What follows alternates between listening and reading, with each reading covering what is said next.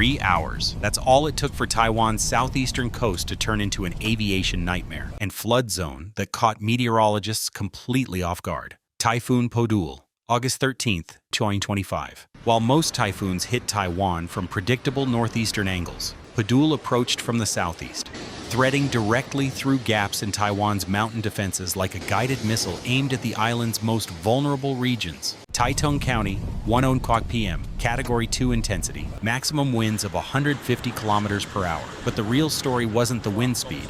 It was what happened when those winds created atmospheric chaos that turned routine aircraft landings into death-defying emergency procedures. Welcome to Earth's Dark Secrets. I'm about to uncover how a single afternoon transformed Taiwan's southeastern coast into a testing ground for infrastructure limits. Typhoon Podul made landfall near Taimali Township in Taitung County at 1:00 p.m. local time on August 13th, moving at just 36 kilometers per hour. This is fast enough to prevent effective last-minute evacuations, slow enough to dump catastrophic amounts of precipitation. Most typhoons approaching Taiwan follow northeastern trajectories that allow the central mountain range to break apart storm structures before they reach populated valleys. Podul's southeastern approach bypassed this natural protection system entirely. The storm's path created what meteorologists call catastrophic dwell time over Taiwan's agricultural southeastern regions. Podul swept across Taiwan for about 3 hours Wednesday afternoon, but those 3 hours concentrated maximum destruction in areas with minimal emergency infrastructure. Orchid Island, Lanyu in Mandarin, Taiwan's isolated southeastern outpost. Typhoon Podul lashed Orchid Island with gusts of up to 155 kilometers per hour at around 8:00 a.m. Wednesday. This simply resulted in a power outage that hit 258 households in Tungching Village. But Orchid Island was just the opening act for systematic infrastructure failure across southeastern Taiwan. The most terrifying moment of Typhoon Podul happened not on the ground, but in the sky above Taoyuan International Airport. UPS Flight 5X61, a Boeing 747-8F freighter with registration N613UP, suffered an engine pod strike during its third landing attempt at Taipei, Taiwan Taoyuan International Airport. For the context, the aircraft was arriving from Hong Kong when Typhoon Podul's wind shear turned a routine cargo landing into an aviation emergency. The number 4 engine struck the runway during the landing attempt, creating a shower of sparks that erupted into the night sky as the aircraft struggled against typhoon force crosswinds. Engine pod strike during typhoon conditions is aviation's worst nightmare. Wind shear, sudden changes in wind speed and direction, can cause massive aircraft to drop or rise unexpectedly during landing. Mind you, the most critical phase of flight, the fact that a Boeing 747-8F, one of aviation's most stable cargo aircraft designs, required 3 landing attempts demonstrates the extreme atmospheric conditions Podul created.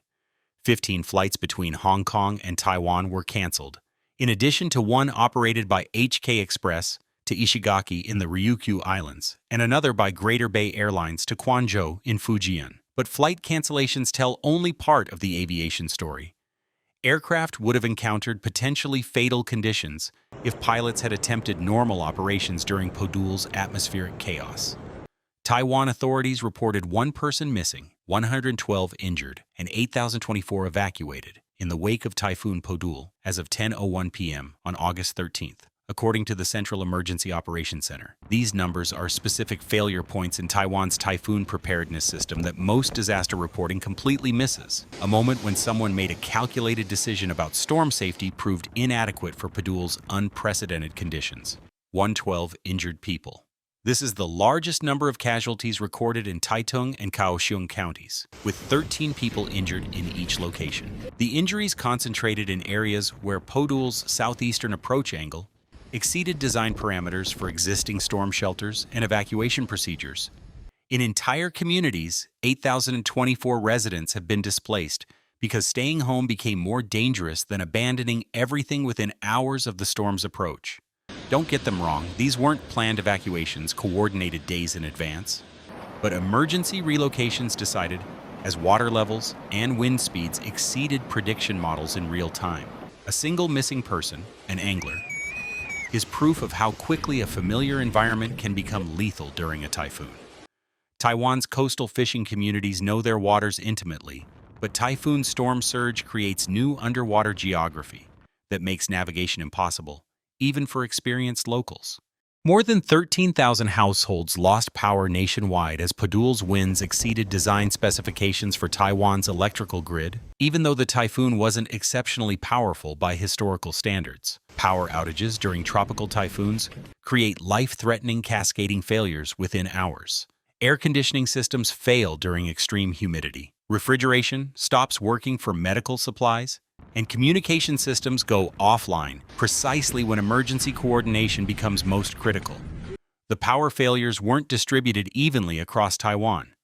Urban areas with underground electrical systems maintained power, while rural southeastern communities, the regions that actually experienced Podul's maximum impact, lost electricity for days. That's just sad. Heavy rainfall from Typhoon Podul caused flooding in several areas, including roads, nearby houses, and Kenting National Park in Hengchun, Taiwan's southernmost national park and a critical ecological preserve. Kenting National Park's flooding represents environmental destruction that will impact Taiwan's biodiversity for years.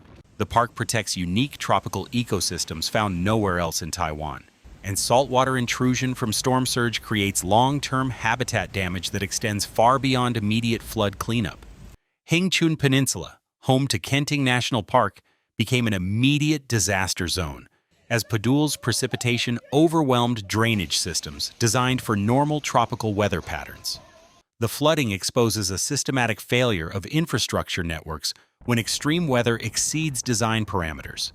Road flooding across southern Taiwan created transportation isolation that lasted days after the storm passed. Rural communities that depend on single-road access to emergency services found themselves completely cut off when those roads became torrential streams. Taiwan's agricultural sector suffered damage concentrated in the island's southeastern counties. But international media coverage focused only on immediate urban impacts, missing the longer-term food security implications. August is the peak harvest season for several of Taiwan's essential crops.